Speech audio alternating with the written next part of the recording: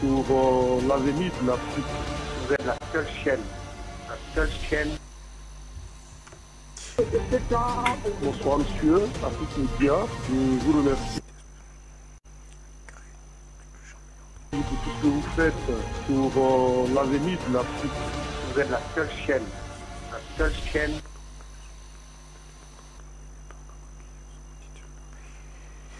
Allez, merci monsieur de nous retrouver au cœur de cette édition Appel sur le continent. Eh bien, l'opération militaire spéciale de la Russie en Ukraine est plus que jamais en train de reconfigurer la carte géopolitique mondiale. Le 5 octobre dernier, l'OPEP et les 13 membres de l'Organisation des pays exportateurs de pétrole menée par l'Arabie Saoudite et leurs 10 partenaires conduits par la Russie a donc décidé de revoir ses quotas de production afin de soutenir les prix du brut qui étaient en train de baisser. Une décision qui est perçue à la Maison-Blanche comme une véritable trahison de la part de l'allié d'hier, l'Arabie Saoudite, au regard de nombreuses concessions faites justement par le président américain Joe Biden, qui accuse donc la monarchie du Golfe de se ranger du côté de Moscou. Dimanche 16 octobre dernier, le ministre saoudien de la Défense Khaled Ben Salman a déclaré, je cite, « Nous sommes stupéfaits par les accusations selon lesquelles le royaume se tient aux côtés de la Russie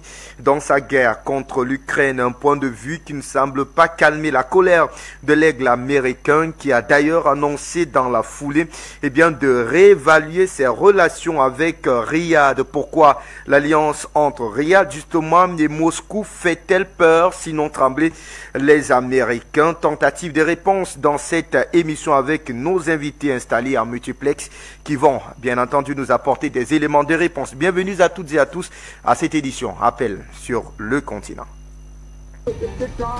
Bonsoir monsieur, Afrique Média. Je vous remercie pour tout ce que vous faites pour l'avenir de l'Afrique. Vous êtes la seule chaîne. La seule chaîne. Merci à vous de nous retrouver au cœur donc de cette autre édition de la Palabre intellectuelle sur Afrique Média Télévision. Nous sommes le 20 octobre 2022. C'est donc un 20 octobre 2011 que la France de monsieur Nicolas Sarkozy, alors président de la France, et ses alliés de l'OTAN assassinaient le guide libyen Muammar Kadhafi, car il avait une nette volonté et la capacité de libérer l'Afrique de la domination occidentale. Cet assassinat est en grande partie responsable, on va le dire, de l'explosion du terrorisme aujourd'hui observé dans le Sahel.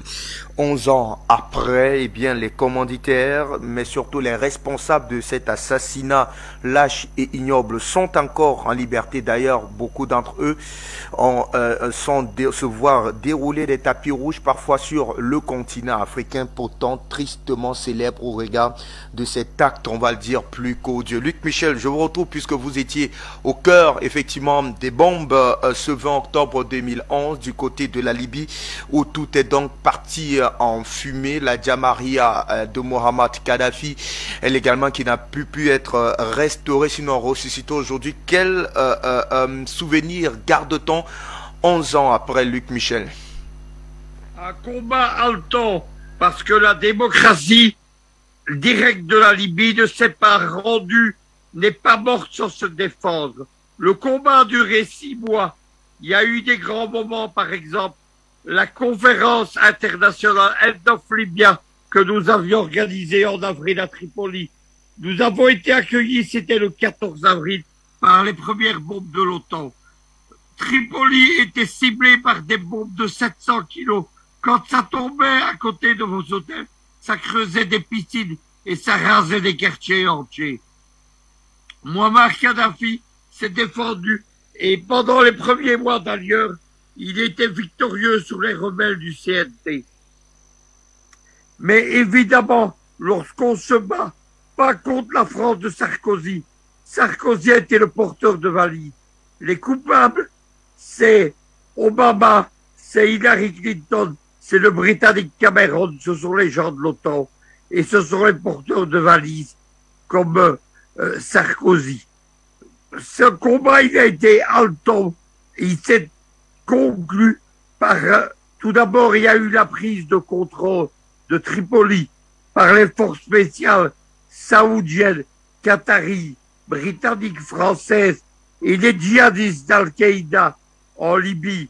Leur chef, Abdelhakim Belhadj, a été fait gouverneur militaire de Tripoli en août 2011 par les généraux de l'OTAN. Kadhafi s'est ensuite réfugié pour son dernier combat dans sa ville natale de Sirte, qui était la deuxième capitale de la Libye.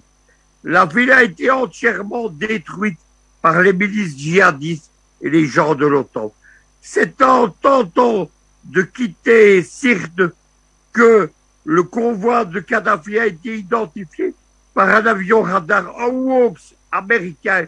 Il a été frappé par des avions Rafale français et ensuite les djihadistes d'Al-Qaïda en Libye sont venus attaquer le convoi et ont mené l'assaut final.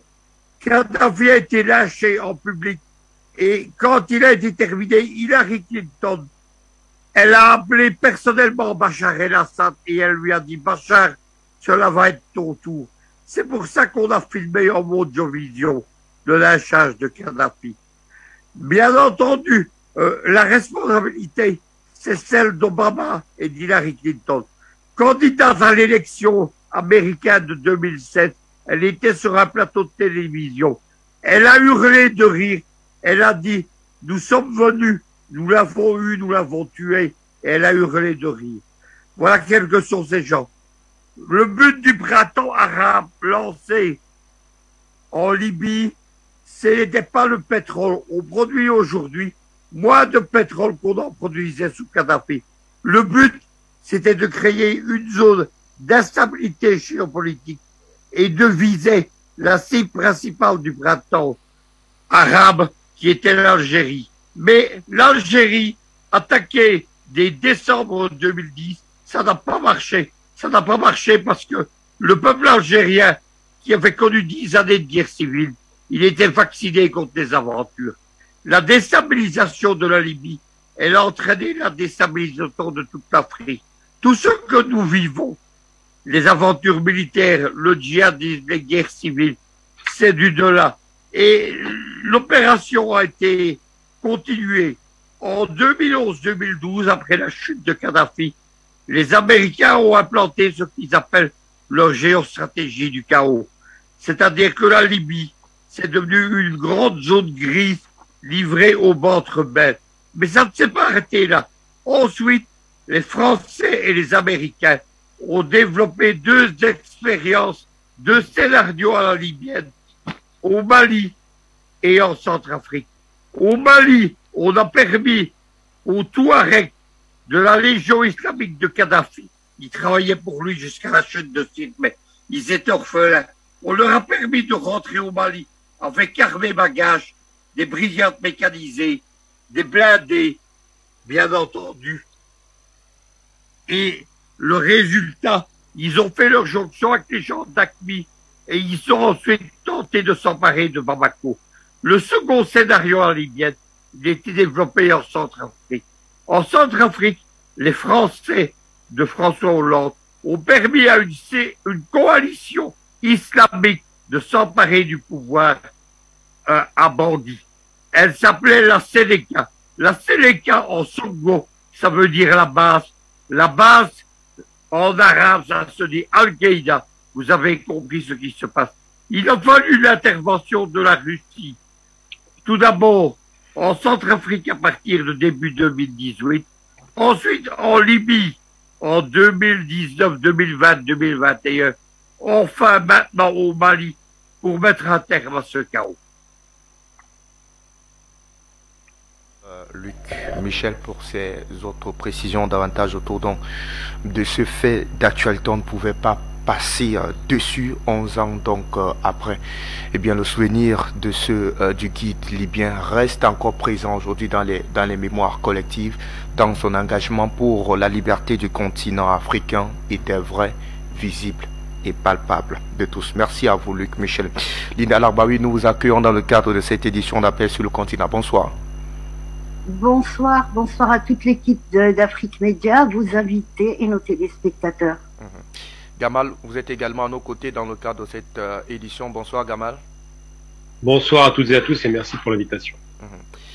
Jimmy Deledo, vous nous retrouvez vous également. Bonsoir Jimmy. Bonsoir à tous. Merci de m'avoir invité. Ouais, après vous êtes analyste politique. Messieurs, on va prendre donc cet extrait avant de vous retrouver Madame Linda Larbaya afin de planter le décor autour de ce fait d'actualité. Pour la Maison Blanche, pour l'Ukraine et pour votre réservoir d'essence.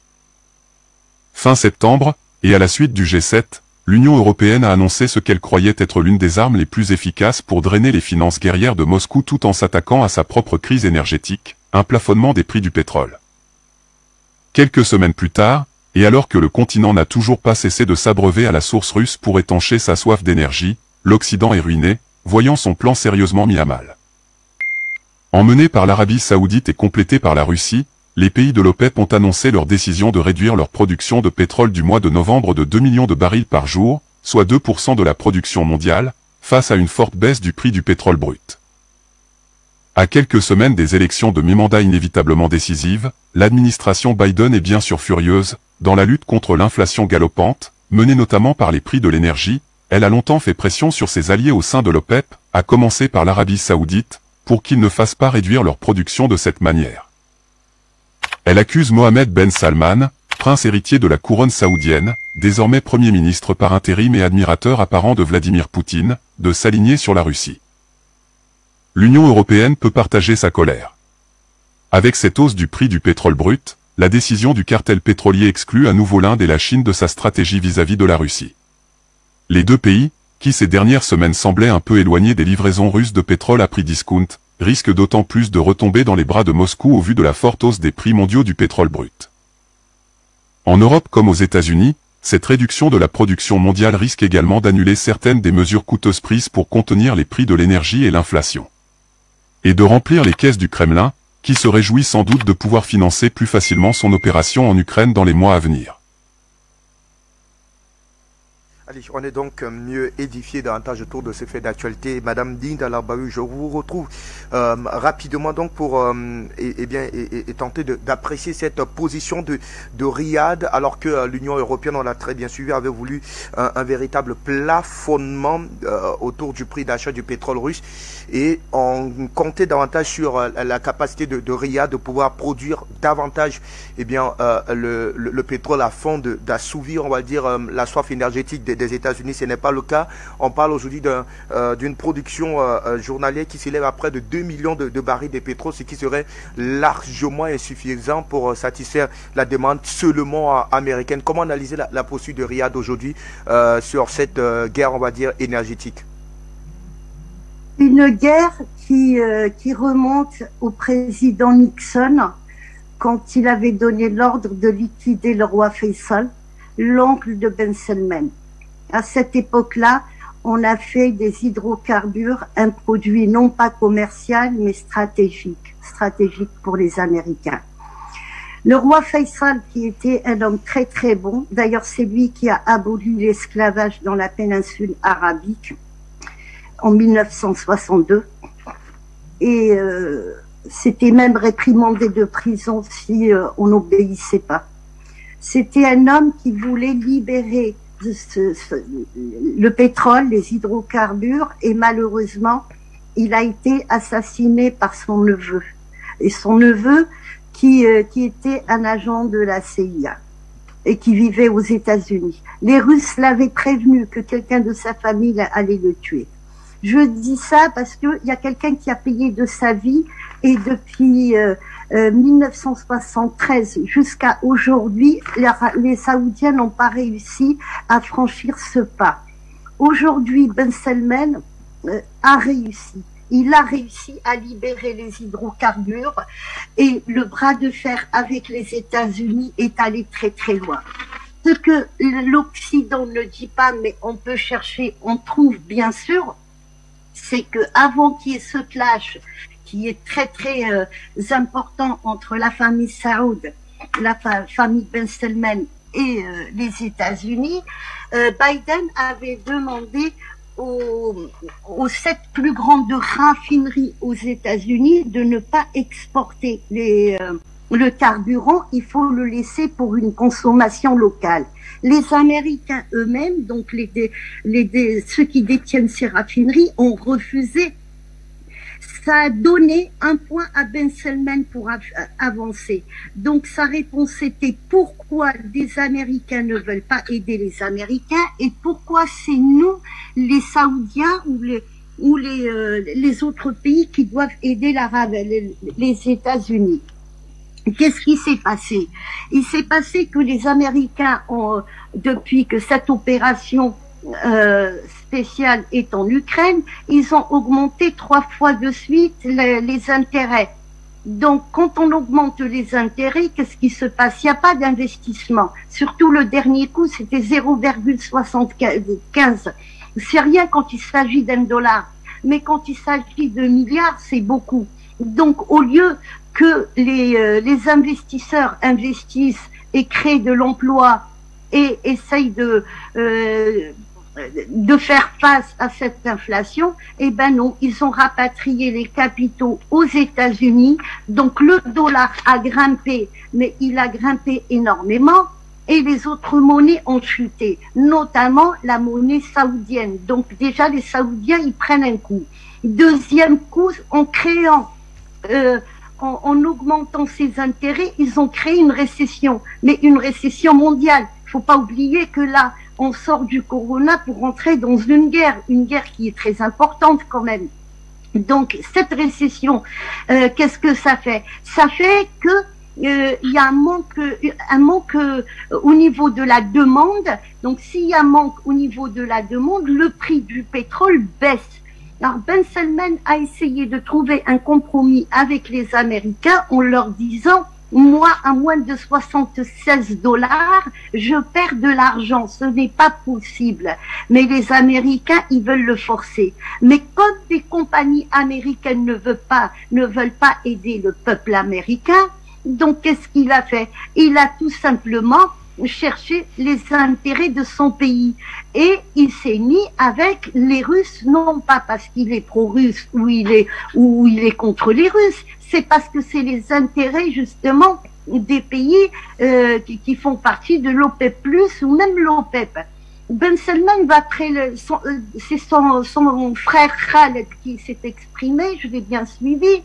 Il va encore plus loin. Il dit en 2014, quand la Russie a récupéré la Crimée, on nous a obligés à baisser les tarifs et essayer d'inonder le marché avec le pétrole pour qu'il y ait une baisse des tarifs. Comme ça, les Russes, ils ressentent le coup.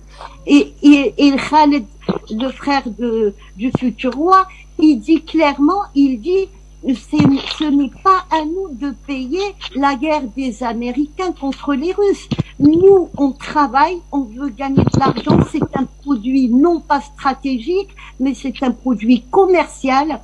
Et on n'est pas là pour perdre de l'argent et on n'est pas là non plus pour subir cette inflation et subir cette récession et subir aussi la dévaluation de notre monnaie. Donc ils se mettent en bloc pour contrer cette politique américaine. Sachant aussi, et ça c'est Macron qui en avait parlé avec les Russes, et cette information, je la tiens de la presse russe, après Corona, les Américains avaient programmé ce qu'on appelle un plan Marshall numéro 2. Donc, ils allaient encore une fois racketter tout le monde. C'est devenu un pays de voyous et c'est du racket, mais c'est du vol à main armée. C'est-à-dire, si on nous donne pas de l'argent, on va vous bombarder, on va vous envahir. Et je vous ai envoyé tout à l'heure justement le cousin de Ben Salman qui a fait il y a 4 jours, il a fait une déclaration, il a parlé en arabe, en français et en anglais, en s'adressant aux Américains, en leur disant: si vous essayez, vous tentez quoi que ce soit contre ce pays ou contre le peuple, je vais appeler à une fatwa. Donc ça fait déjà 2 fois qu'on entend fatwa. pour protéger Médine et la Mecque. Il y a eu le mot fatwa de la part de Poutine disant à Ben Zayed, s'il y a quoi que ce soit, s'il y a un problème, on va demander aux Tchétchènes une petite fatwa, on peut vous envoyer 50 000 hommes. Et à côté de ça, il y a le cousin de Ben Salman aussi qui appelle à une fatwa pour protéger Médine et la Mecque et la famille royale aussi. Et je vous assure que les réseaux sociaux ont explosé. Ça bouge. Le Pakistan a bougé. Même l'Afghanistan a bougé. Les pays arabes ont bougé. Pourquoi? Parce que là, les Américains, ils vont vraiment loin. Tout le monde a compris de quoi il s'agit. Ce n'est pas contre les Américains au profit des Russes. Non, c'est un produit qu'on peut vendre, on peut garder les tarifs. Il faut remonter juste à l'histoire du Nigeria depuis 2010 pour essayer de signer un contrat, vendre du gaz. Ça fait à peine 3 mois qu'ils ont réussi à le faire. Donc ça, tous les pays pétroliers gaziers, ils se mettent contre les États-Unis. La réponse, on l'a eu aujourd'hui. Tous les pays de l'OPEP+, qui, à part la Russie, ont fait une déclaration soutenant l'Arabie Saoudite et disant que c'était 23 pays à l'unanimité. Ils avaient décidé une baisse de production. Tout à fait, tout à fait. Merci à vous, Madame Lina, pour ces précisions que vous nous avez d'ailleurs apportées dans votre prise de parole. Dimi Delédo, je vous donne la parole pour tenter d'en savoir un peu plus sur la volonté de l'Union européenne de vouloir parvenir à un plafonnement donc du prix d'achat du pétrole. Cette nouvelle avait été d'ailleurs annoncée comme étant la voie royale, celle du salut d'ailleurs, pour tenter de contourner la démarche russe. Où en est-on concrètement aujourd'hui, quelques semaines, du moins un mois après? Alors d'abord, je dirais que l'impérialisme se nourrit de la guerre comme un singe dans une usine de cacahuètes. Et d'une manière générale, vous savez, le contexte géopolitique général, il est simple. Actuellement, il y a 2 blocs. Il y a un bloc qui est le bloc impérialiste et qui est représenté par les États-Unis, l'Union européenne et l'OTAN. États-Unis, européenne et OTAN. Le deuxième bloc, c'est le bloc qui représente le Nouveau Monde, le bloc du Nouveau Monde, c'est-à-dire le bloc eurasiatique qui est en développement. L'impérialisme nord-américain, lui, qu'est-ce qu'il veut faire? Il veut disloquer l'entente sino-russe. C'est ça son principal objectif. Disloquer l'entente sino-russe. C'est-à-dire qu'il veut disloquer la principale, cette force motrice qui est l'entente sino-russe. Pourquoi? Parce que une fois que l'impérialisme nord-américain aura disloqué cette entente sino-russe, ça permettrait aux États-Unis d'être face à une Chine qui serait isolée. Et une Chine isolée, c'est comme un mouton isolé, c'est comme un loup isolé plutôt. Un loup isolé est quand même plus facilement, on peut l'attaquer beaucoup plus facilement qu'au milieu d'une horde de loups, si vous voyez ce que je veux dire. Donc ensuite, ce qu'il faut savoir, c'est que par rapport à l'Union européenne, et je répondrai à votre question sur le pétrole, je veux quand même dire que la dislocation, cette tentative de dislocation de l'entente sino-russe, cette tentative de dislocation qui est menée par l'impérialisme nord-américain, cette tentative de dislocation de ce nouveau monde qui prend forme à l'Est, avec d'ores et déjà commencé, avec le putsch Maïdan, qui avait commencé le 9 février 2014, le putsch Maïdan, l'Euromaïdan, qui était carrément un putsch fasciste, appelons un chat, et là, la guerre en Ukraine, c'est carrément des conséquences de ce putsch fasciste Euromaïdan. Donc, ça avait commencé ici. Donc ensuite, sur ça c'est le schéma général. De ce schéma général, il y a un premier schéma qui se dégage et qui est le schéma qui touche, au nerf de la guerre, qui est le pétrole et son lien avec l'Union européenne. Alors, problème qui se pose. Donc, ce premier schéma, on parle de l'économie à l'Ouest, donc chez nous. Là, je suis en France, ce qui se passe en France. Les bourgeois, même les bourgeois monopolistes, chez nous, certains avouent que la récession va se présenter.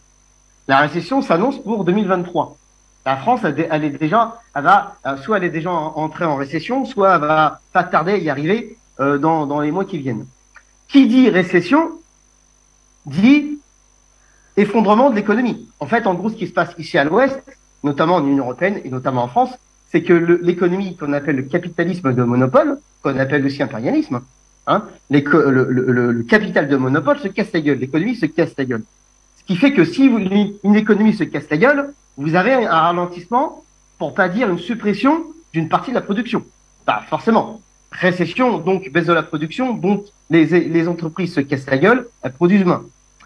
Donc, si les entreprises se cassent la gueule et que vous produisez pas ou plus, forcément, ça engendre, mécaniquement parlant, ça va engendrer une baisse de la demande en énergie. Et notamment, du pétrole. Ah, forcément. Parce que tout se casse la gueule. Donc, forcément, vous n'avez pas besoin de pétrole. En tout cas, vous en avez moins besoin puisque tout se casse la gueule. Et certaines machines ne fonctionneront moins bien ou quasiment pas, etc., etc. Donc, baisse de la demande pour l'Union européenne. Mais l'Union européenne, vous le savez bien, et la France sont totalement subordonnés aux directives de Washington. Et Washington ne veut pas que l'Union européenne accède à une autonomie énergétique. C'est là, ce serait la porte de sortie pour la France et l'Union européenne. Donc, qu'est-ce qui se passe? Donc, en fait, le pétrole, vous savez, ce qui me gêne un peu, par contre, dans les discours qui consistent à parler de la récession, etc., ce qui m'agace un peu, c'est ce discours qui consiste à orienter l'État, qui consiste à dire qu'en fait, les causes de la récession, ce serait uniquement le choix des personnages, de certains personnages. Vous avez certains personnages qui représentent un mode de production. Ben, c'est pas les personnages qui posent problème, c'est le mode de production qui pose problème. C'est le mode de production général, le mode de production capitaliste qui pose problème et qui est entré en voie d'obsolescence. Donc le pétrole, si vous voulez, le pétrole en tant que nerf de la guerre est une marchandise comme une autre. Donc la France va entrer en récession, l'Union européenne va entrer en récession, et donc ils vont besoin, d'une manière générale, vous savez, une marchandise reste une marchandise, que ce soit un baril de pétrole ou un paquet de pâtes. Donc si la masse globale de marchandises est grande, bah forcément une seule marchandise, le prix d'une seule marchandise est petite. Forcément, parce que vous avez beaucoup de marchandises, et donc forcément, si vous avez beaucoup de marchandises et que vous avez beaucoup de demandes, et que donc forcément vous vendez beaucoup de marchandises, ben le prix d'une marchandise, le prix est réduit. Si vous vendez beaucoup de barils de pétrole, un seul baril de pétrole sera pas cher concrètement. Vous voyez? Donc et donc la position de l'Arabie Saoudite, elle est claire. L'Arabie Saoudite est un élément clé de l'OPEP. L'OPEP qui fait partie de ce deuxième schéma géopolitique qui se greffe dans ce schéma général. L'OPEP, oui, effectivement, qui porte en son sein l'Arabie Saoudite comme principale force motrice. Et l'Arabie Saoudite a très bien compris que face à ce schéma général où vous avez une baisse de production, un ralentissement de la production, l'économie qui se casse la gueule, donc forcément moins besoin de pétrole, qu'est-ce qu'a fait l'Arabie Saoudite? Très justement parlant, comme tous les économistes, un bon économiste, c'est pas un économiste qui prend des décisions d'une manière spontanée. C'est d'abord quelqu'un qui a des perspectives lointaines. Et l'Arabie Saoudite a très bien compris qu'il va y avoir une baisse de par cette récession, de par cette économie qui se casse la gueule en Union européenne. L'Arabie Saoudite a très bien compris qu'il va y avoir une baisse de demande en pétrole. On n'est pas capable de subvenir à nos besoins énergétiques. On va certainement pas importer plus de pétrole. En tout cas, très difficilement. Donc l'Arabie Saoudite anticipe, donc elle baisse sa production, elle augmente les prix du baril, nécessairement, et les États-Unis débarquent en disant « Ah ouais, mais ça pose problème. » Mais le principal problème, c'est justement l'impérialisme nord-américain qui avait étendu ses métastases déjà dès le 22 juillet 1944 avec les accords de Bretton Woods qui confirmaient la domination mondiale du pétrodollar et ce monde unipolaire qu'on ne veut plus, totalement dominé par l'impérialisme nord-américain. Donc lui, il voit ça. L'impérialisme nord-américain, Washington, a très bien compris qu'en fait l'OPEP et l'Arabie Saoudite sympathisent avec l'Est, ils sympathisent avec l'organisation de la coopération de Shanghai, ils sympathisent avec le bloc de l'Est, avec le bloc du Nouveau Monde, et ils ont compris que le bloc de l'Ouest, le bloc impérialiste à l'Ouest, donc ici chez nous, est en train de se casser la gueule, qu'elle peut difficilement subvenir à ce besoin, de par ce schéma économique, social, etc., etc., le pétrole, la demande de pétrole, en tout cas en ce qui nous concerne, ça va être compliqué. Donc l'Arabie Saoudite, elle a adopté la bonne position, et je crois que L'OPEP, on verra s'il y a 13 membres dans l'OPEP, il y a 13 membres, dont l'Arabie Saoudite qui est principale force motrice. On verra si elle décide d'intégrer l'organisation de la coopération de Shanghai. Je pense que ça va être là vraiment l'élément clé. Et je terminerai juste par cet élément pour dire que n'oublions pas une chose, c'est que dans l'OPEP, il y a un pays qui est fondamental, qui va donner le là à ce contexte géopolitique global, qui est l'Iran. Puisque l'Iran, membre de l'OPEP, est l'observateur, principal observateur de l'organisation de la coopération de Shanghai. L'Iran fait le lien entre le bloc de l'Est, le bloc du Nouveau Monde et le reste du monde. Et dans le reste du monde, il y a l'impérialisme nord-américain, il y a la Washington, et l'Iran ne sont certainement pas les meilleurs amis de Washington. Donc, l'Iran a très bien compris qu'en fait, ça fait pas longtemps que l'Iran est observateur. Elle est observateur de l'OCS depuis 2021, ce me semble. Donc c'est tout neuf. Elle vient d'arriver. Il faut aussi qu'elle résorbe ses contradictions internes, parce que etc. liées aux facteurs de la laïcité, etc. Bon, je développerai pas là-dessus, c'est trop compliqué. Mais donc l'Iran va devenir un élément clé, et l'Arabie Saoudite est un élément clé. Et je pense qu'effectivement, là, l'élément clé qui va vraiment être l'élément qui va vraiment donner qui va accélérer la consolidation du nouveau monde. Deux choses. Je pense vraiment que le peuple ici en France doit faire le bon choix. Le bon choix, et le choix, il n'est pas auprès de Washington. Le bon choix, il est à l'Est. C'est là-bas que se situent les choses. Parce que faut jamais oublier une chose, c'est que la majorité de la population mondiale est concentrée à l'Ouest. Et ce qui génère le profit, c'est la force de travail humaine. Donc c'est à l'Ouest que ça se passe. Donc je pense que le peuple français doit prendre la bonne décision. Et je pense que l'OPEP, l'Arabie Saoudite et l'Iran prendront les bonnes décisions pour une éventuelle intégration dans l'OCS. Merci. Merci à vous, Jimmy. Alors, Gamal, je vous retrouve rapidement puisqu'on a des éléments qui nous permettent aujourd'hui de mieux apprécier la position de Riyad, donc autour de cette guerre énergétique, et pour Madame Linda Larbaoui tout à l'heure, au regard effectivement de la monnaie saoudienne qui a pris un coup. Il était de bonne loi effectivement que l'on aille un tout petit peu chercher un regain économique, si je puisse m'exprimer de la sorte, et ce qui me permet donc de vous poser la question, Gamal, celle de savoir si c'est purement pour des besoins économiques que Riyad s'engage véritablement à revoir les quotas de production, sachant que, comme l'a dit Jimmy Delédo tout à l'heure, on aura un peu plus de sous en baissant la production énergétique. C'est tout à fait pour des raisons économiques évidentes que je vais expliquer très rapidement. Il y a plusieurs éléments qui concourent à cette décision. Premier élément, Joe Biden a été extrêmement violent vis-à-vis de Ben Salman, le criminel. Il refusait de le rencontrer. Il disait qu'il fallait exclure l'Arabie des relations américaines, sachant qu'il y avait les accords, le pacte Quincy de 45, qui avait noué une alliance considérable entre l'Arabie et les États-Unis. Ça a donné d'ailleurs la destruction de l'Irak en 91 et tout un tas d'interventions américaines. Ça a donné l'approvisionnement massif et unique quasiment des États-Unis en matière d'armement pour l'Arabie. C'était donc devenu un marché considérable pour l'Amérique, un marché d'armement qui leur apportait beaucoup d'argent, avec le dernier contrat signé en date de $600 milliards par Trump qui faisait la fête quand il y allait. Donc l'Arabie, c'est quoi? C'est un pays qui est totalement inféodé aux États-Unis, c'est un pays de laquais, c'est un pays pour lequel je n'ai aucune sympathie ni confiance, c'est un pays qui a démontré les capacités meurtrières en Irak et actuellement au Yémen, n'oublions jamais les malheureux yéménites qui sont en train de mourir des bombes saoudiennes. C'est un pays qui a exporté le malheur idéologique qu'on appelle le wahhabisme, simplement le djihadisme, ce qu'on voit actuellement dans la région de l'Afrique de l'Ouest, et c'est un pays qui est dirigé par des grabataires depuis toujours, et qui aujourd'hui, miraculeusement, a trouvé dans son nouveau Premier ministre un homme un peu plus jeune qui semblait être moderne. Une modernité de pure façade, simplement un autocrate qui décide de tout le temps, et comme ça le chante, qui continue depuis des années, depuis plus de 5 ans maintenant, à massacrer les Yéménites sans aucune motivation, qui est toujours alimenté par l'Amérique en matière d'armement, évidemment, et qui a des difficultés non pas liées à une économie bien gérée, puisque c'est une économie de bazar, l'Arabie, il n'y a pas d'économie, c'est un pays qui fait qu'acheter, il ne produit rien, si ce n'est du pétrole, du gaz, et bénéficie de 40 milliards de dollars de ce qu'on appelle la dîme pour le Hajj. Donc, quand les gens vont faire le Hajj en Arabie, c'est 40 milliards de dollars de revenus supplémentaires par an qui tombent du ciel.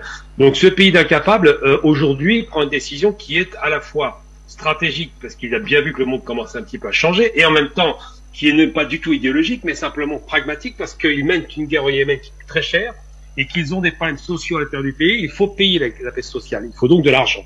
En l'Arabie, si elle baissait sa production de pétrole, elle se retrouve, si elle augmentait, excuse-moi, sa production de pétrole, elle se retrouve en difficulté parce que sur un plan comptable, le pays étant extrêmement en difficulté à cause de cette guerre et de cette gronde sociale, a besoin, pour calmer la gronde sociale, d'acheter les ventres des Arabes, d'Arabie, et de continuer à garantir la dictature saoudienne qui est au pouvoir.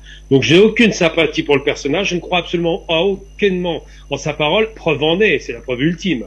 Parallèlement à cette soi-disant non-réduction de la non-augmentation de l'augmentation du pétrole, du prix du pétrole pour faire baisser, il n'a pas augmenté sa production, concerté avec d'autres pays. Je rappelle quand même qu'il y a 23 pays dans la balance, dont 13 de l'OPEP. Eh bien, Monsieur Ben Salman donne, je le rappelle, il a annoncé aujourd'hui, donc ça va, les Arabes d'Arabie, on connaît la musique, il y a surtout ses dirigeants, il a annoncé qu'il donnait 400 millions de dollars à l'Ukraine. Donc je crois que l'alliance avec la Russie est très très circonstancielle, mais vraiment à la limite de la recevabilité, que l'Arabie a toujours été un État félon et traître, et qu'on ne peut pas leur faire confiance. Aujourd'hui, ils défendent un seul intérêt, c'est leur propre peau. C'est-à-dire que s'ils ne garantissent pas des revenus importants pour le territoire, eh bien le plan de relance qu'ils ont mis en place et le fait d'acheter la paix sociale et le fait de continuer à maintenir la guerre contre le Yémen, tous ces éléments-là sont les éléments qui ont motivé le choix de l'Arabie de ne pas augmenter sa production de pétrole comme il avait fait en 86 avec le Koweït. Donc, ne croyons surtout pas au discours de Ben Salman. Ben Salman n'est pas un ami, ça ne sera jamais un ami. Ça reste un dictateur effroyable. Je rappelle tout de même sur l'affaire Khashoggi qu'il a ordonné à ce qu'on découpe en petits morceaux un homme qui avait à peine critiqué la famille royale à l'époque en Turquie, rappelons-le quand même. Je rappelle qu'il fait une guerre à des Yéménites dont des milliers d'enfants sont morts actuellement sous les bombes ou sont en train de mourir de faim. Je rappelle qu'il a fait la guerre, du moins que ses prédécesseurs. Alors j'accorde un seul mérite à l'Arabie, c'est un homme qui était de qualité, il était le seul d'ailleurs, et Linda a bien rappelé, c'est l'ancien dirigeant d'Arabie des années 70-80 qui a été assassiné d'ailleurs lâchement par son neveu, Faisal, le roi d'Arabie, qui était le seul dirigeant honnête de la péninsule arabique à l'époque, et qui était le seul dirigeant à avoir effectivement en 73 stoppé l'exportation du pétrole parce que c'était un homme de parole. Il a été assassiné par soi-disant son neveu pour des circonstances troubles. On a compris que l'Amérique l'a écarté. Mais l'Arabie d'aujourd'hui reste un pays de vendus, avec des dirigeants vendus qui n'ont absolument à cœur qu'un seul intérêt, c'est le maintien de la dictature qui est au pouvoir. Donc on ne doit pas se tromper entre les alliés. Il vaut mieux 1000 fois aller voir l'Iran de ce côté-ci, ou à la limite les Émirats Arabes Unis ou le Qatar, que l'Arabie, parce que c'est les pires que tout. Et d'ailleurs, j'en veux pour preuve, il y a encore peut-être 3-4 ans, le pays qui a failli finir exterminé par l'Arabie à nouveau, c'est le Qatar. Il s'apprêtait à attaquer le Qatar. Fort heureusement, les Turcs et les Iraniens s'y sont opposés. Et tant mieux, Trump s'est calmé quand il a compris qu'il y avait des troupes américaines au Qatar. Mais l'Arabie n'est pas un partenaire sérieux ni crédible, c'est juste quelqu'un qui cherche à sauver sa peau. Donc faut pas se tromper d'amis. Les Arabes d'Arabie subissent une dictature de la famille saoudienne, qui a appelé d'ailleurs ce pays de son nom, ce qui est quand même grave, et le wahhabisme a été exporté par ces gens-là. Donc n'oublions jamais que la réduction à l'état d'imbécile de certains musulmans vient de ce pays. Les Arabes d'Arabie ne sont pas nos amis, ils viennent de financer à hauteur de 400 millions de dollars l'État de Kiev, donc clairement, ils ne sont même pas alignés sur la position de Moscou, ils sont juste alignés sur leurs propres intérêts. Il ne faut pas se tromper d'alliés, il n'y a pas d'alliance possible avec ces gens-là. Merci. À vous, Gamal Abina, mais vous avez été un tout petit peu assez sévère dans votre prise de parole. Ça reste votre point de vue autour de la politique menée par et bien les dirigeants de l'Arabie saoudite. Luc Michel, je vous retrouve et d'ailleurs dans ses propos de Gamal Abina tout à l'heure, il est clairement mentionné qu'il souhaite, en tout cas il faudrait pas voir dans cette position circonstancielle une véritable position stratégique de l'Arabie saoudite vis-à-vis de la Russie. Votre analyse, Luc? Écoutez, Fabrice, je voudrais commencer par rectifier 2 erreurs qui ont été dites sur ce plateau. La première, c'est le reportage introductif. Vous racontez que la Chine et l'Inde tenteraient de prendre leur distance dans le domaine du pétrole avec la Russie. C'est de la propagande de l'OTAN. Il y a en ce moment le congrès du Parti communiste chinois. C'est la ligne anti-occidentale, anti-américaine et d'alliance avec la Russie qui est tout à fait célébrée. La deuxième chose inexacte qui a été dite, elle est importante. L'Iran n'est pas membre observateur de l'OCS. Depuis le mois de septembre, l'Iran a adhéré à l'Organisation de coopération de Shanghai. Elle est membre à part entière. Et l'Organisation de coopération de Shanghai aujourd'hui, elle est dirigée par un axe Moscou, Téhéran, Pékin. En Iran, On ne fait plus de géopolitique qui est inspirée par des connotations religieuses. Moi, je travaille quotidiennement avec les médias d'État iraniens. Je les connais bien. Depuis 2015-2016, c'est de la géopolitique pure qui n'est plus dictée par des connotations ou des conditions religieuses. Maintenant, il faut comprendre ce qu'est la guerre des hydrocarbures, c'est-à-dire la guerre du pétrole et la guerre du gaz qui lui est liée. C'est une erreur de croire que cette guerre démarre en février 2022 avec la guerre en Ukraine. Tout commence, le premier acte, il est en septembre 2015. À ce moment-là, les États-Unis d'Obama, ils s'emparent du contrôle du marché des hydrocarbures. Avec la production des hydrocarbures de schiste, pétrole et gaz, les Américains deviennent autarciques et ils redeviennent exportateurs. Ils ne dépendent plus non plus des Saoudiens. Ça explique d'ailleurs ce qui se passe maintenant. Et ils sont en termes de pétrole, ce qu'on appelle le swinging state, l'État qui fait danser les autres et qui fixe le prix du mètre cube de gaz et le prix du pétrole. Ceux-ci sont fixés suivant deux lignes, bien entendu, du gaz à un prix élevé et du pétrole à un prix bon marché. Le deuxième acte, il se passe avec la Russie à partir de 2015. En mars 2014, il y a les premières sanctions occidentales sur le dossier de la Crimée contre la Russie. La Russie ne les attendait pas et ces sanctions font très mal. Dès lors, Moscou s'organise pour la seconde manche. Pendant 6 ans, ils vont travailler. Tout d'abord, il y a la constitution aux côtés de l'OPEP, c'est-à-dire les 13 pays de l'OPEP et les 10 pays aux producteurs de pétrole autour de la Russie. En particulier, la Russie fait rentrer dans l'OPEP son allié de la Guinée équatoriale qui est Malabo et qui est membre de l'OPEP depuis 2018. Deuxièmement, les Russes organisent ce qu'on appelle l'OPEP du gaz, l'association des États producteurs de pétrole. En juillet 2019, le premier sommet des États producteurs de pétrole est organisé à Malabo. Il a pour vedette le ministre iranien, c'est un ancien ambassadeur qui est responsable du secteur gazier, et les Russes de Gazprom qui sont actionnaires de la régie d'État équato-guinéenne. Pendant 2 ans, les États producteurs de gaz se structurent. Il y a en Afrique les Algériens, il y a Macky Sall qui s'est retourné géopolitiquement, qui travaille avec l'Iran et la Russie. Il y a le Nigeria qui louche vers cette alliance, mais il y a aussi les Iraniens, le Nicaragua et les Russes. Il y a le deuxième sommet des États producteurs de gaz. Il a lieu à Doha. C'était il y a quelques mois, en plein milieu de la crise ukrainienne. À la grande surprise des Américains, les Qataris et les Émiratis, qui jusque-là étaient les alliés des États-Unis dans ce qu'on appelle l'OTAN du Proche-Orient avec Israël, eh bien les Qataris et les Émiratis tournent le dos aux Américains et se rallient à l'OPEP du gaz. Les pays producteurs africains également suivent la Russie. Dernier mouvement, c'est la réunion la semaine passée de l'OPEP et de l'OPEP+. Les Américains demandent à l'OPEP d'augmenter la production de pétrole pour faire diminuer les prix. Et ce jour-là, Ben Salman donne ce qu'on appelle une gifle à Joe Biden.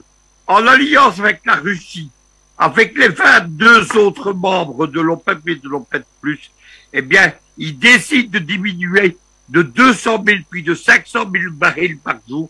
C'est-à-dire que le pétrole va être rare et cher et qu'il n'y en aura pas pour tout le monde. C'est l'effondrement de la stratégie américaine et de la stratégie responsable de l'Union européenne. Voilà ce qui se passe. Je suis d'accord avec Gamal que ce qui motive les Saoudiens, les Qataris ou les Émiratis, ce n'est pas une alliance géopolitique avec la Russie, contrairement aux Iraniens, aux Équato-Guinéens, aux Indiens, aux Pakistanais ou aux Chinois. Ce qui les motive, c'est préserver leur économie. Si ces pays, donc les Saoudiens, les Qataris, les Émiratis, suivaient les Américains dans leur stratégie de faire diminuer le prix du baril du pétrole et d'augmenter le prix du mètre cube de gaz, ils conduiraient leurs économies à la ruine. Ce qui les motive, c'est uniquement l'intérêt économique, mais comme le disait le capitaine Richelieu, en géopolitique, évidemment, on n'a pas d'amis, on a des intérêts. C'est ce que Vladimir Poutine a compris. Pour résumer tout cela, la guerre des hydrocarbures, guerre du pétrole et guerre du gaz, c'est un piège stratégique dans lequel Vladimir Poutine a préparé son action depuis 2015 et dans lequel il a attiré sur le dossier ukrainien les Occidentaux qui sont en train de le payer cash. Pour eux, c'est le temps, pour les Européens, de la stagflation, c'est-à-dire l'effondrement de l'économie, la crise socio-économique et la récession. Les seuls gagnants dans toute cette histoire, évidemment, ce sont les Américains, puisqu'ils vont détruire l'économie européenne et ils rendent leurs hydrocarbures de gaz, qui coûtent 6 fois plus cher à produire que le gaz bon marché russe. Ils font de ce gaz liquide, évidemment, une matière compétitive. La Russie ne fournit plus l'Europe. Il y a eu une décision ce matin. Les Russes ont précisé que si l'Union européenne voulait limiter les prix du gaz, ils cesseraient totalement de fournir le gaz, ce qui va entraîner la ruine de l'Union européenne cet hiver. Déjà la Russie, elle s'est réorientée. C'est un pivot stratégique vers l'Eurasie qui a été démontré dans le dernier sommet de Vladivostok économique, dans le sommet de Saint-Pétersbourg et dans le sommet de la SICA qui a été organisé, qui sont les producteurs d'Eurasie. Ça a été organisé par la Russie et l'Iran. Ce pivot est organisé et le gaz et le pétrole qui ne sera plus vendu en Europe, qu'on les soi-disant dans l'arrogance des Ursula von der Leyen, des Jacques Borrell et compagnie, ces idiots irresponsables, ce gaz et ce pétrole qui allait rester sur les bras des Russes, en fait, il est vendu en Inde, il est vendu en Chine. Il n'y a pas de crise économique pour la Russie. Poutine a vendu 200 milliards de dollars d'hydrocarbures, de pétrole et de gaz depuis le mois de février. Ouais. Et ces détails d'ailleurs, nous les avons, Luc, Michel, pour nous permettre au mieux d'apprécier l'économie russe qui se porte d'ailleurs très bien. Merci pour cette précision. Madame Lina, je vous reviens à présent davantage pour essayer d'apprécier donc cette orientation prise par Riyad, même si pour les uns et les autres, il faudrait être un tout petit peu prudent quand on connaît quand même eh bien, le lien très étroit qui a lié jusqu'à ce jour, en tout cas les États-Unis, avec les monarchies du Golfe. Et tout à l'heure, Luc, tout comme Gamal Abina, prenait avec beaucoup de, on va dire quoi, beaucoup de précautions cette position de Riyad. Mais après, il y a donc ces on dira ces sanctions annoncées par les États-Unis si jamais cette position de Riyad venait donc à on dira pas se radicaliser, mais à prendre véritablement corps. Alors quand on a ces sanctions d'un côté, quand on a la démarche de l'Arabie Saoudite de l'autre, est-ce que l'on doit, que doit-on en savoir davantage? Est-ce que l'allié d'hier est devenu le temps d'un fait d'actualité, on va dire, l'ennemi des États-Unis, parlant de l'Arabie Saoudite? Il n'y aura pas des sanctions, ou s'il y a des sanctions, ça va pas être des choses très très importantes, ça va pas être des sanctions importantes. Aussi bien les États-Unis que les Saoudiens, les uns et les autres, ils possèdent des dossiers. Contrairement à ce qu'on pense, l'Arabie Saoudite, elle est à moins de 20% du wahhabite. Le Qatar, ils sont à 95% wahhabites. Le imam Abdel Wahhab, il a fait un pacte avec le roi Saoud, qui était émir à l'époque. Il était émir de Nejd. Nejd, c'est Riyad aujourd'hui. Et à l'époque, Saoud, il combattait les Turcs et il était avec les Anglais, il s'est allié aux Anglais. En faisant ça, il avait provoqué la révolte des autres tribus arabes. je vais vous la faire courte, mais pour vous expliquer ce que c'est que il faut pas confondre le terrorisme islamique qui est venu des frères musulmans de Hassan al-Banna et de Saïd Ramadan, le père de Tariq Ramadan, et Hassan al-Banna, c'est le grand-père de Tariq Ramadan, avec le wahhabi. À ce moment-là, quand il y a eu ce pacte, c'est quoi? Al-Wahhabi, al-Madakhila,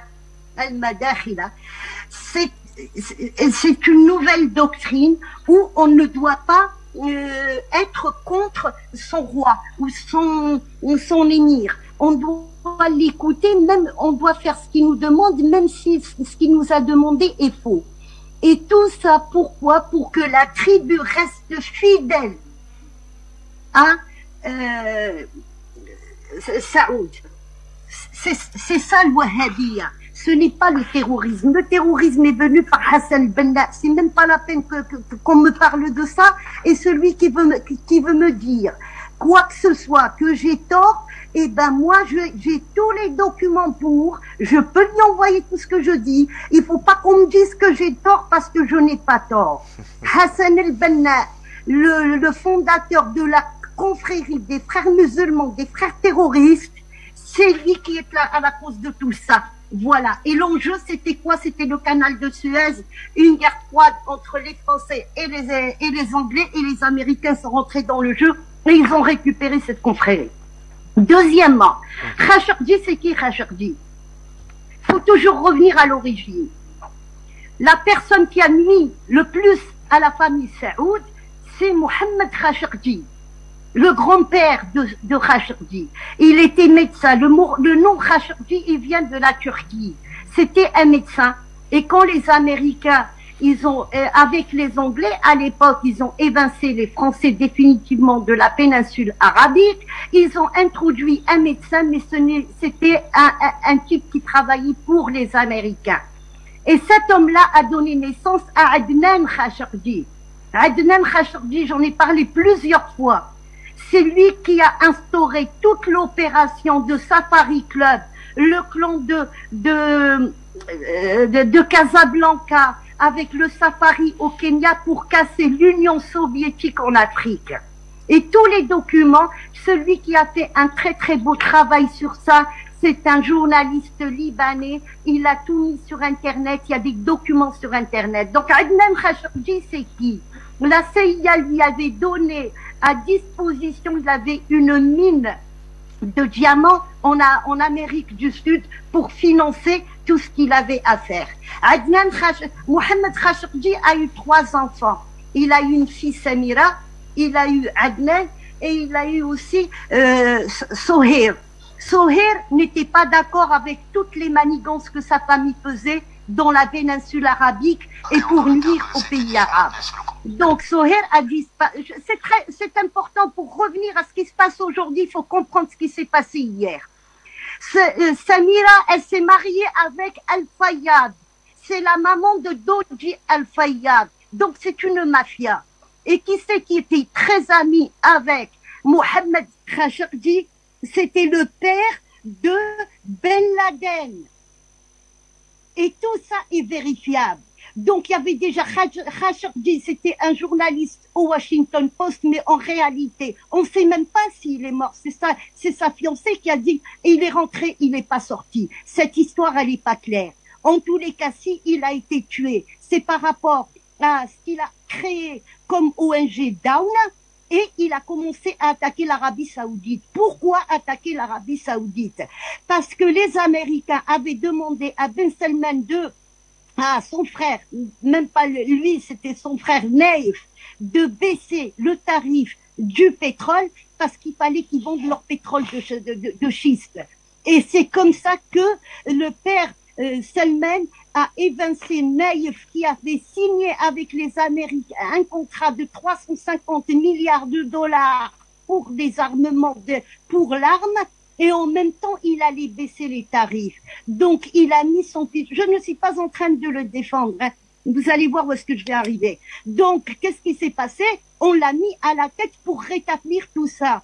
Et il a commencé à rétablir l'ordre au sein de la famille royale. Il s'est mis contre Trump. Et si on se souvient bien, en 2020, entre le mois de mars et le mois de mai, il y avait les pétroliers des Saoudiens qui tournaient autour des océans et ils trouvaient pas un acheteur parce que les Américains les ont empêchés de vendre. C'était pour les punir et ça c'est depuis Trump.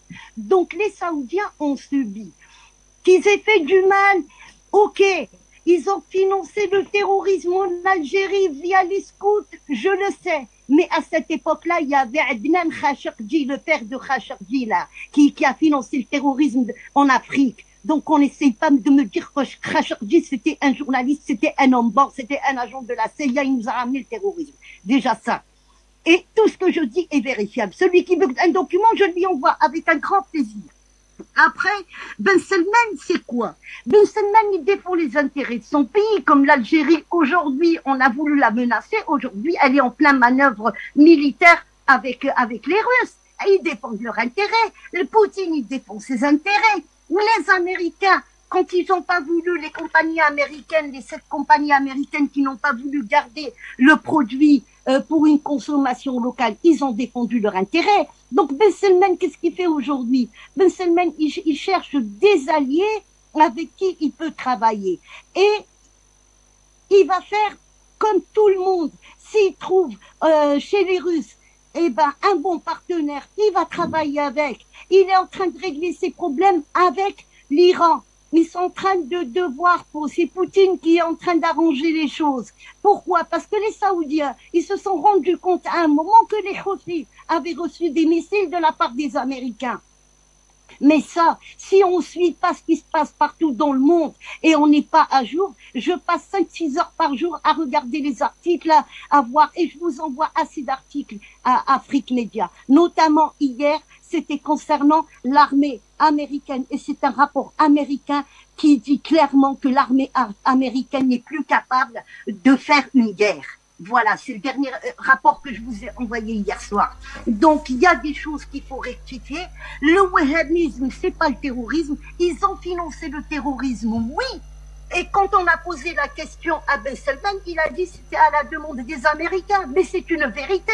C'est une vérité qu'ils ont demandé ça. Le Qatar, quand ils n'ont pas voulu d'une base américaine chez eux, qu'est-ce qui s'est passé en 1996?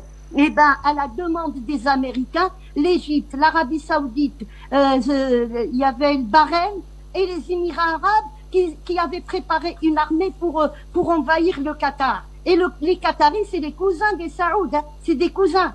Mais c'est pour ça que le wahhabisme, il est chez eux. Et je vous dis, c'est 95% de wahhabistes au Qatar. Donc c'est à partir de là que les Qataris ont négocié avec les Américains. Il y a 2 bases américaines chez eux.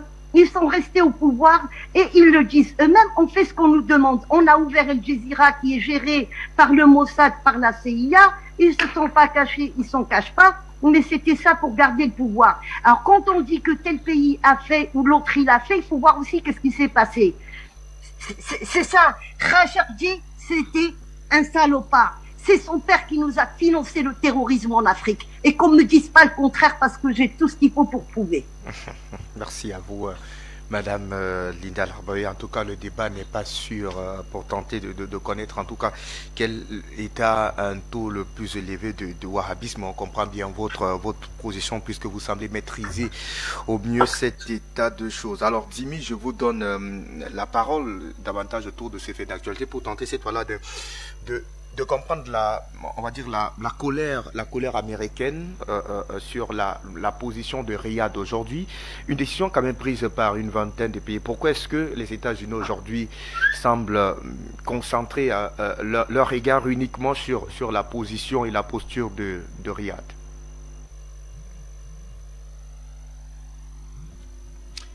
Jimmy, la parole est à vous.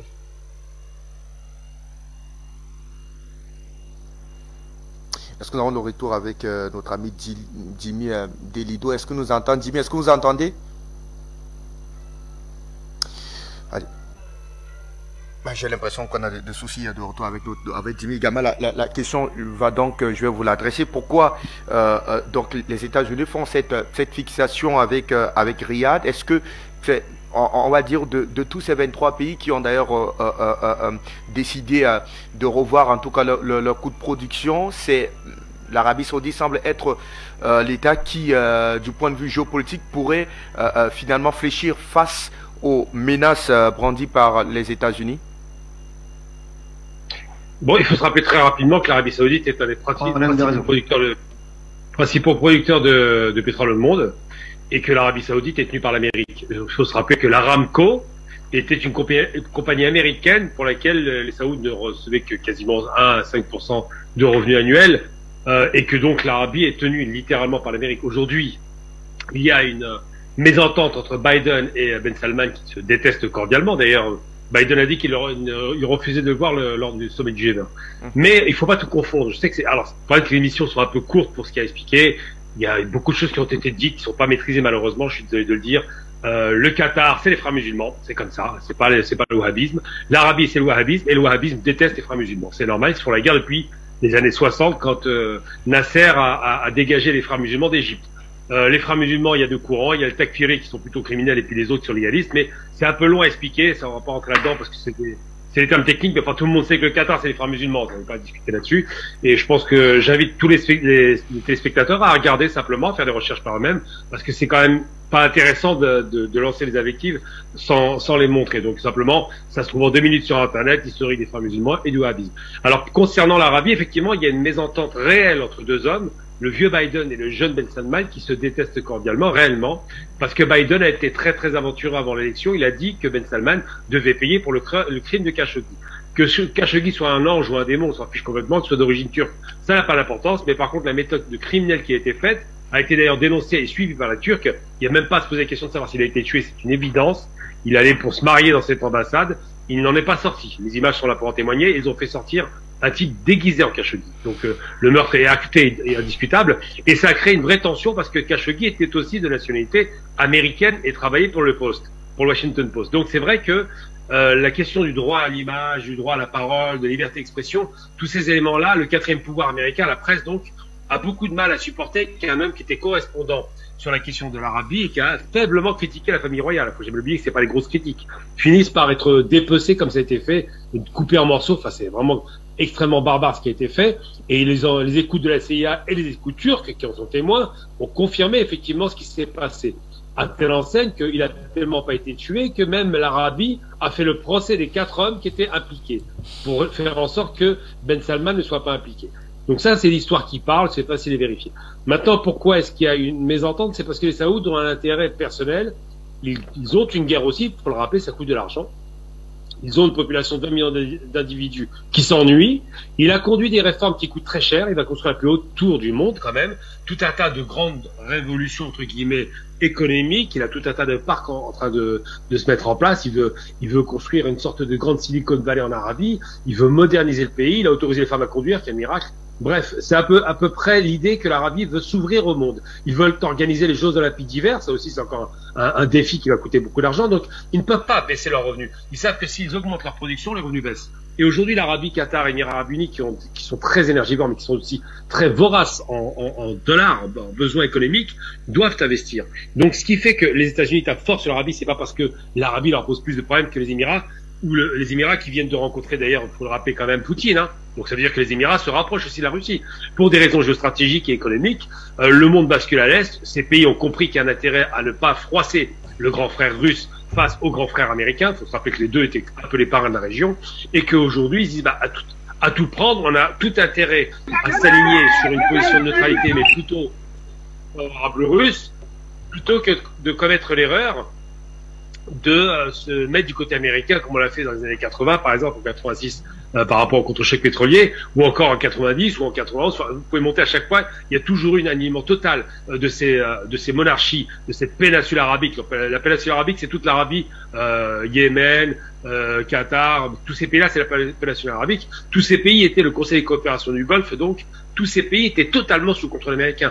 Aujourd'hui, ils trouvent qu'il y a un intérêt effectivement à se détacher un peu de ce contrôle. Et puis surtout, il y a une chose importante qu'il faut rappeler, c'est très très important. C'est que même si Biden est énervé parce que le pétrole profite évidemment aux Russes quand il y a un surenchérissement du prix du pétrole, on a un baril qui tourne autour de 90-92 $. Mais ça profite aux compagnies américaines, parce que je rappelle que le pétrole américain et le gaz américain, qui sont du pétrole essentiellement de schiste et du gaz de schiste, ça coûte cher à l'exploitation.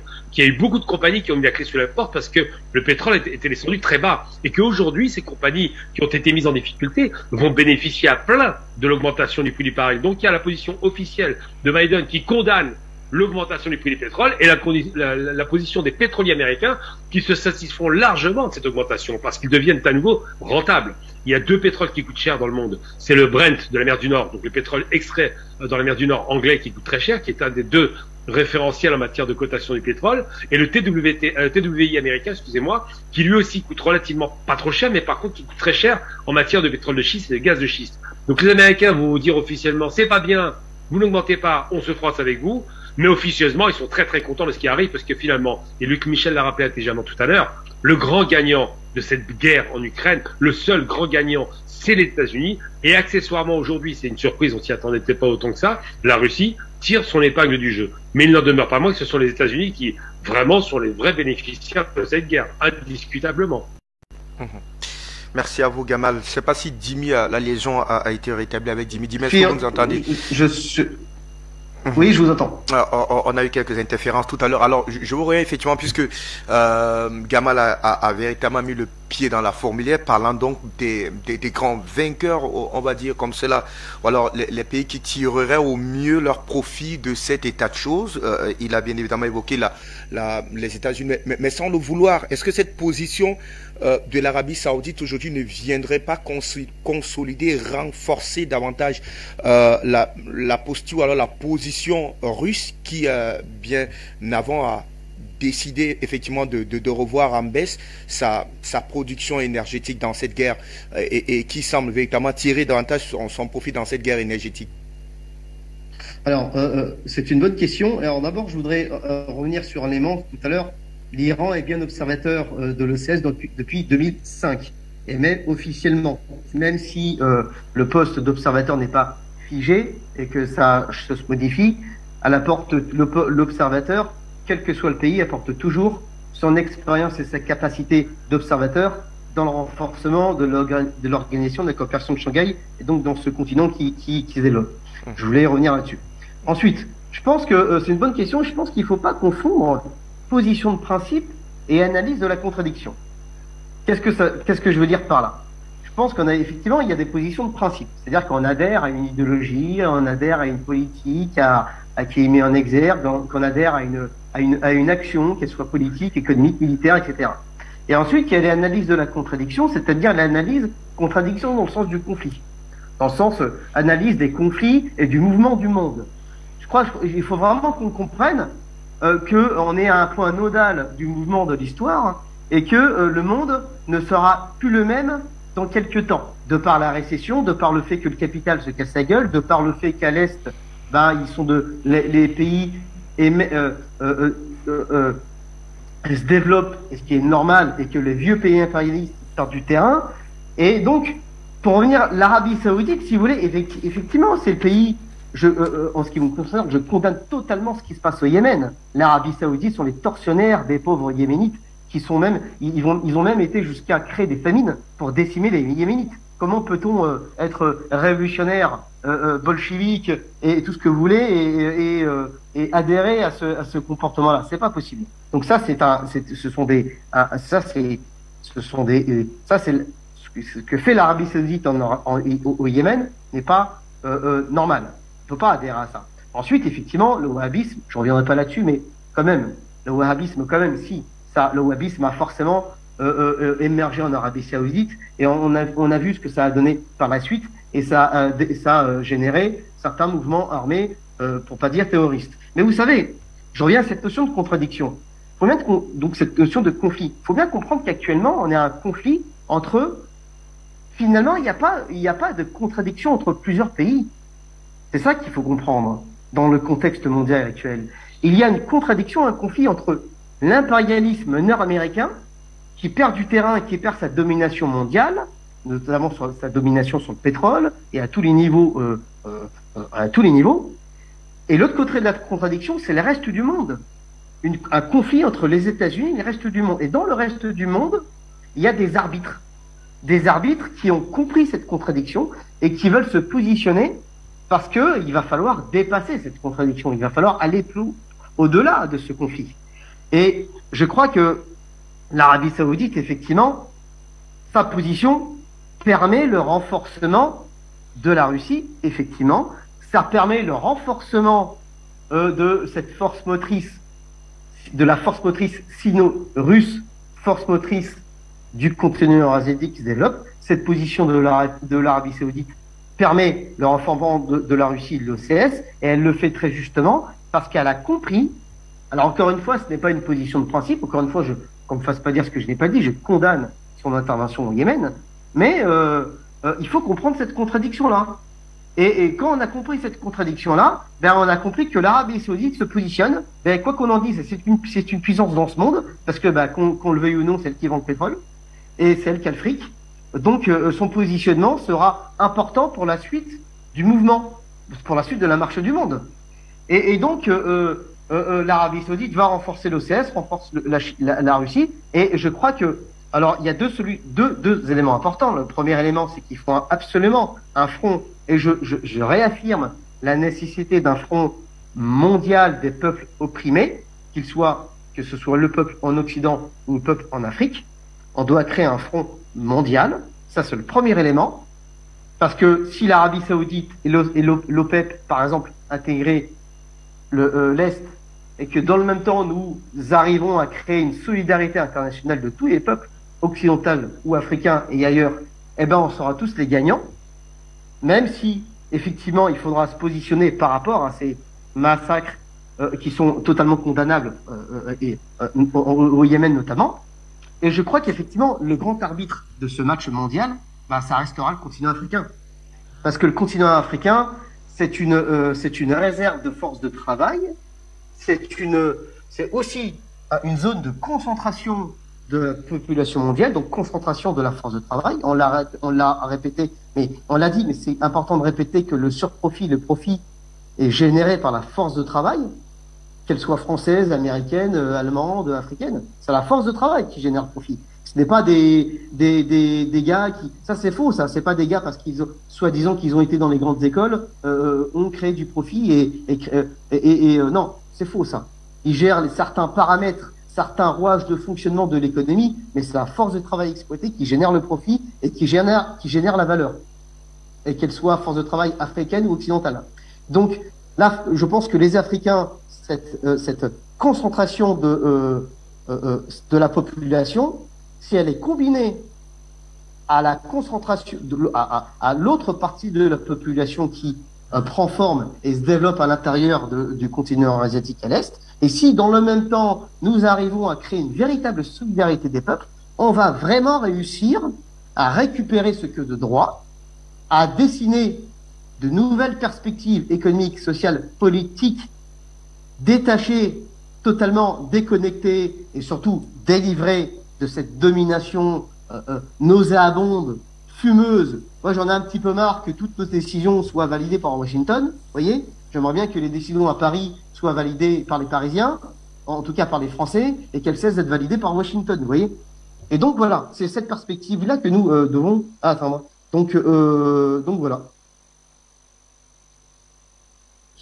Merci à vous, Dimi. Et la même question, je vous la renvoie. Donc, Luc, à qui profite cette position, même si beaucoup ne voudraient pas qu'elle soit considérée comme étant une position stratégique, mais une position assez, on va dire, nombriliste de Riyad aujourd'hui? Je vais tout d'abord remettre les choses au point sur l'Iran. Il ne faut pas persister dans les fausses informations. Moi, je fréquente quotidiennement les plateaux de Téhéran. Je suis correspondant des médias d'État. L'Iran est devenu membre observateur de l'OCS en 2005. Lors de l'avant-dernier sommet en 2021, la décision d'adhésion de l'Iran a été validée par les membres de l'OCS. En septembre 2022, lors du dernier sommet de l'OCS, l'Iran est devenu membre de plein exercice. J'ai fait à Téhéran au mois de septembre le plateau de télévision où on a célébré l'événement. Il faut donc pas venir raconter sur base de vieilles fiches Wikipédia dépassées. L'Iran n'est plus membre observateur, il est membre de plein pied depuis septembre 2022.